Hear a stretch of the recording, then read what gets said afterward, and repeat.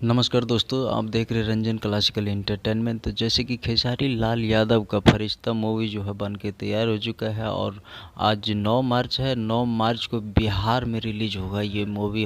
हर cinema hall में लगेगा। छपरा सीमांत जितना भी सिनेमा हॉल है हर जगह लगने वाला है बिहार में। तो ये मूवी जो है भोजपुरी में सबसे अलग इतिहास रच देने वाला है। ये बहुत ही सुंदर मूवी बनाया है। आप सबको ट्रेलर मैंने दिखाया था पिछले वीडियो में। तो आप सब जाइए सिनेमा हॉल में और फुल एंजॉय कीजिए इस मूवी को और अलग पहचान दीजिए सिनेमा घरों में जा कर के। तो ये मूवी जो है बहुत ही अच्छी मूवी है।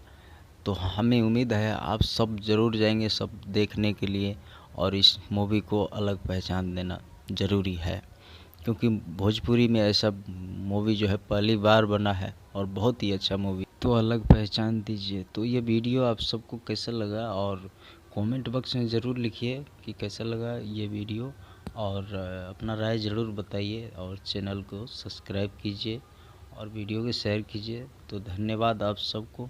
Love you.